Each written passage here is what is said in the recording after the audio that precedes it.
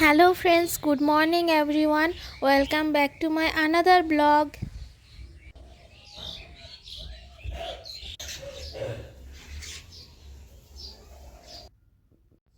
আজকে সকালবেলা আমাদের গ্রামের পুকুরে মিরিক মাছ ধরা হয়েছিল। সেই মাছগুলো এখন মা কাটবে। পুকুর থেকে সদ্য সদ্য তোলা জ্যান্ত মাছ খেতে খুব ভালো লাগে।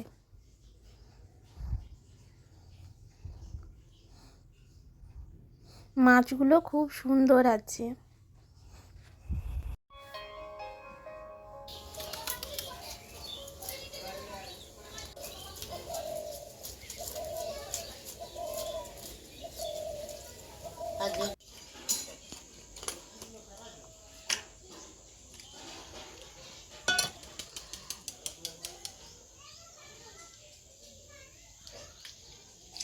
আগেও আমরা এই ছোটো মুখটা পালং শাক দিয়েই বানাবো। তেল আছে।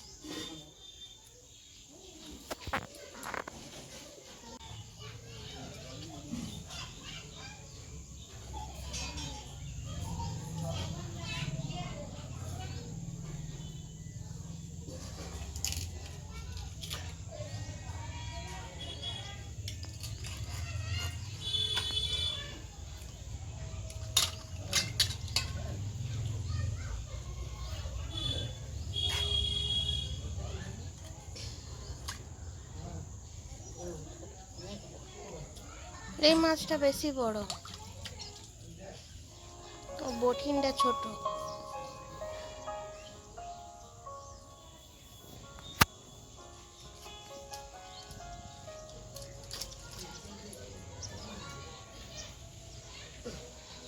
তেল আছে, তেল তো আছে।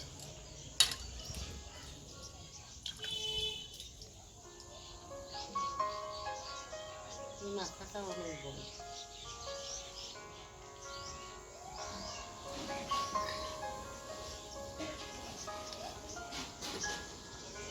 আরে না,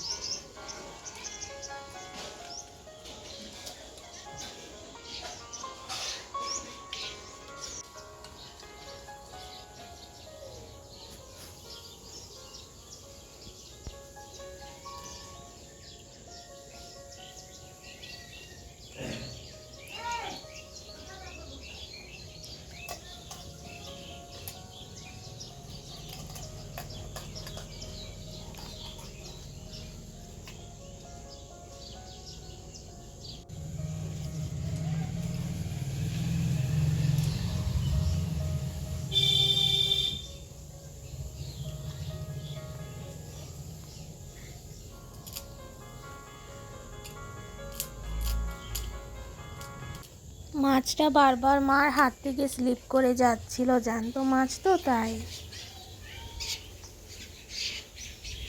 আর মায়ের এই ছোট্ট বটিটা, এটা তো মা আঁশের জন্য রেখে দিয়েছে। মাছ বা মাংস মা এই বটিটাতেই কাটে।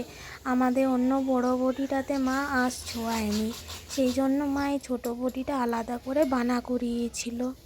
মার এখন মাছ কাটা কমপ্লিট। এবারে মাছে আমি নুন আর হলুদ দিয়ে দেব। তারপরে একটু বেলা করে আমার একটা পার্সেল এসেছিলো আজকে, ওই 11টা নাগাদ পার্সেলটা এসেছিলো। সেটা মা এখন আনবক্সিং করছে, আমি ভিডিওটা বানাচ্ছি। মাকে বললাম তুমি আনবক্সিং করো পার্সেলটা, আমি ভিডিওটা বানিয়ে নিচ্ছি।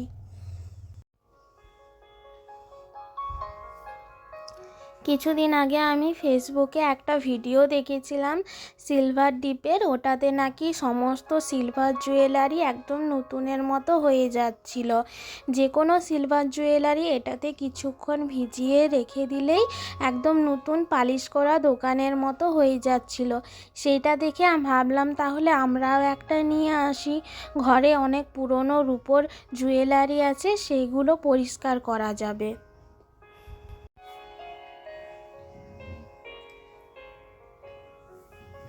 আমি স্নান সেরে চলে এসেছি আজকে।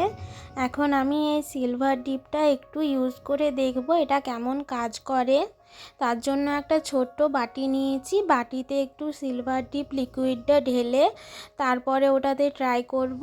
আর দুটো পুরনো রূপার জুয়েলারি নিয়েছি। এই গলার চেনটা, এই রূপোর চেনটা মার অনেক দিনের পুরনো। আর এই যে পায়ের মলগুলো দেখছো বন্ধুরা, এই মলগুলো আমার দিদির অনেক দিনের, কালো হয়ে পড়ে আছে। এটাই পরিষ্কার করে দেখব কেমন কাজ করে সিলভার ডিপটা।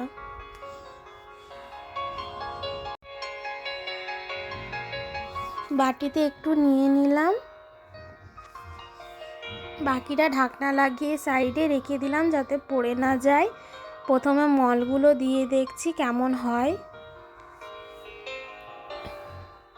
আমি স্ক্রুড্রাইভারটা নিয়েছি কারণ হাতে দেব না। এই সিলভার ডিপ লিকুইডটা একটু অ্যাসিড টাইপের, অমনি স্মেল আসছিল, সেই জন্য মা বলল হাত লাগাস না, হাতে নিস না, অন্য কিছু একটা দিয়ে ধর। তখন আমি পাশে স্ক্রুড্রাইভারটা ছিল, ওটাই নিলাম। বেশ অনেকটাই পরিষ্কার হয়েছে, নতুন হয়নি তবে অনেকটাই পরিষ্কার হয়েছে।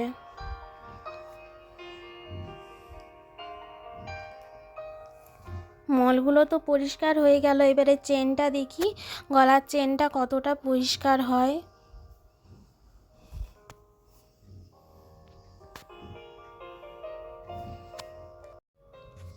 রূপোর হারটাও সেম একই রকম প্রসেসে লিকুইডের মধ্যে 5 মিনিট ভিজিয়ে রেখে তারপরে একটু নেড়ে চিড়ে নিলাম যাতে রূপোর হারের সব ময়লাটা বেরিয়ে যায়, ভালো করে একটু পরিষ্কার হয়ে যায়।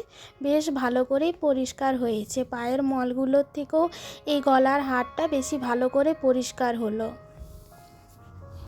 আমার তো এই প্রোডাক্টটা বেশ ভালোই লাগলো, বেশ ইউজফুল প্রোডাক্ট। দুটোরই ডিফারেন্স দেখা যাচ্ছে, পায়ের মল আর উপর হাড় দুটোই খুব সুন্দর পরিষ্কার হয়েছে।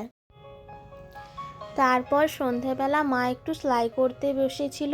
কিছুদিন আগে তোমাদের সাথে আমি একটা ভিডিও শেয়ার করেছি যেখানে দেখিয়েছিলাম অনলাইন থেকে আমি একটা কাশ্মীরি স্যুট নিয়েছিলাম গরম কাপড়ের, সেটাই মা এখন সেলাই করতে বসেছে।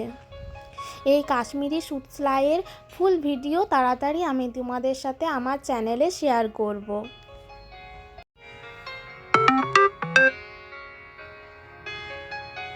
এখন শীতের দিনে তো খুব তাড়াতাড়ি রাত হয়ে যাচ্ছে, মা ওইদিকে সেলাই করছে, ততক্ষণ আমি রান্নাঘরে চলে এলাম।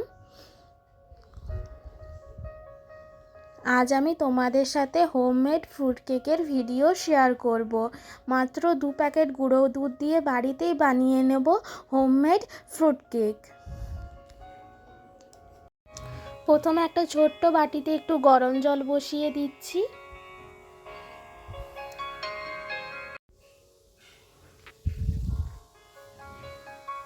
গরম জলটা বসিয়ে তারপরে একটা একটু বড় জায়গা নিয়ে নিলাম যেখানে কেকের ব্যাটারটা বানাবো।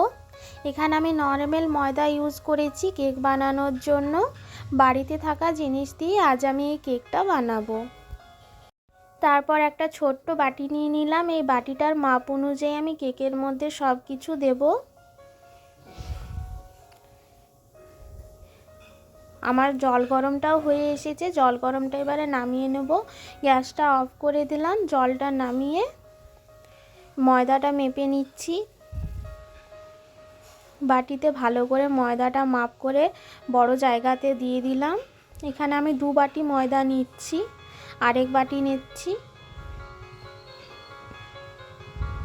2 বাটি ময়দা দিয়ে দিলাম জায়গার মধ্যে। এবারে গরম জলটা নামিয়ে নেব।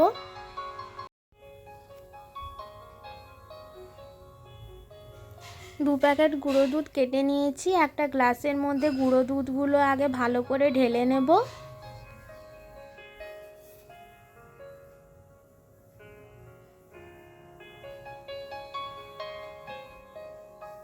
গুঁড়ো দুধগুলো গ্লাসের মধ্যে নেওয়া হয়ে গেছে, এবারে জলটা দিয়ে দিচ্ছি। গরম জল দিয়ে গুঁড়ো দুধটা ভালো করে গুলে নেব।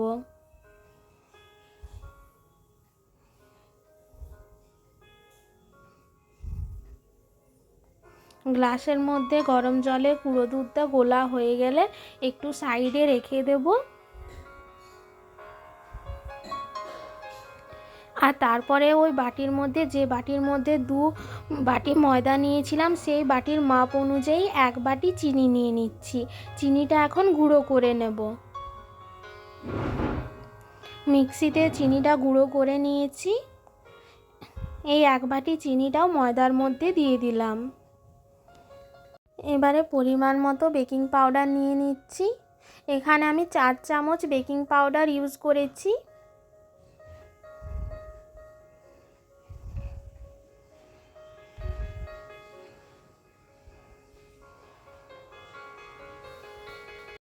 এবারে আমি একসাথে মিক্স করে নিচ্ছি চিনি, ময়দা আর বেকিং পাউডার। চিনি, ময়দা, বেকিং পাউডার একসাথে ভালো করে মিক্স হয়ে গেলে এবারে আমি একটু সয়াবিন তেল নিয়ে নিচ্ছি। এখানে আমি সয়াবিন তেল ইউজ করেছি, অনেকে আবার বাটারও ইউজ করে থাকে। ময়দার মধ্যে সয়াবিন তেলটা দিয়ে দিয়েছি। এবারে আমি এতে পরিমাণ মতো একটু মধু দিয়ে দিচ্ছি। এগলেস কেকে মধু দিলে কেক ভালো সফট হয়। সয়াবিন তেল আর মধু দেওয়ার পর এবারে আমি যে গুঁড়ো দুধটা গুলে রেখেছিলাম সেটা একটু একটু করে দিয়ে দেবো পরিমাণ মতো। যতটা দরকার হবে ততটাই আমরা এখানে ইউজ করব।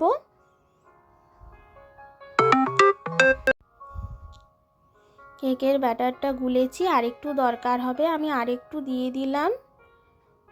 এবারে ভালো করে ফেটে নেব।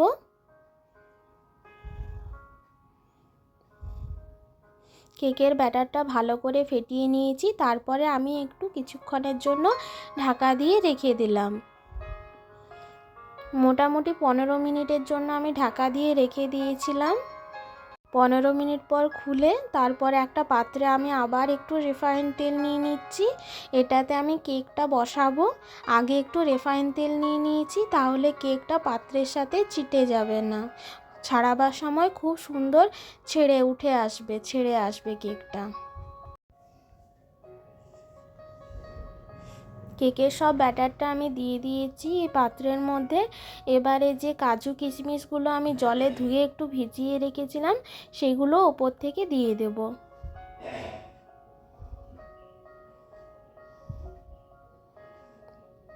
আমি এখানে শুধু কাজু আর কিশমিশই দিয়েছি, আবার অনেকে অনেক কিছু দিতে পারে, চেরিটাও দিতে পারে, টুটি ফুটি অনেক কিছুই দেওয়া যায়। এবারে আমি আমাদের এই একটা পুরনো ওভেন আছে সেটাতে বসিয়ে দিচ্ছি। এই ওভেনটা জানো বন্ধুরা, অনেক পুরনো ওভেন।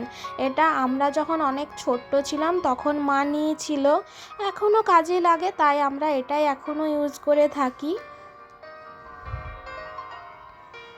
এখনও খুব সুন্দর আছে এই ওভেনটা। আমি সুইচটা দিয়ে দিলাম, আস্তে আস্তে হতে থাকবে কেকটা।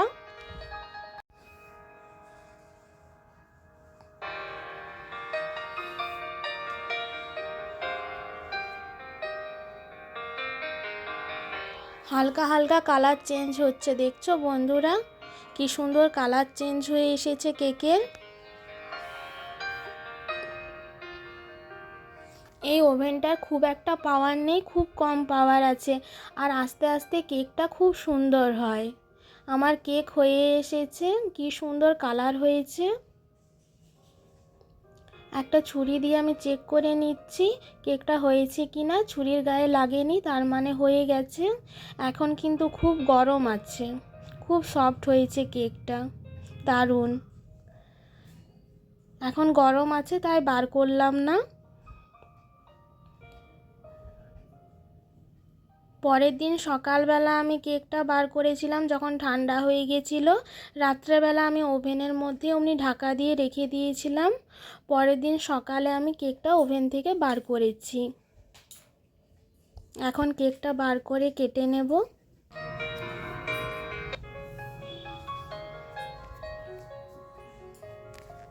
কেকটা খুব সুন্দরভাবে ছেড়ে এসেছে, একটুও পাত্রের মধ্যে লাগেনি।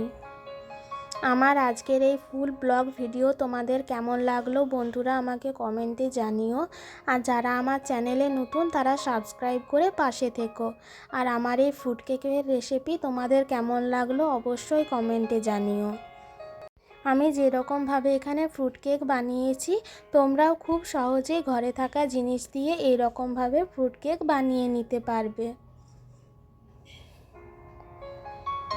আজকে আসি বন্ধুরা, আবার অন্য দিন আবার একটা ব্লগ নিয়ে আসবো। Bye bye.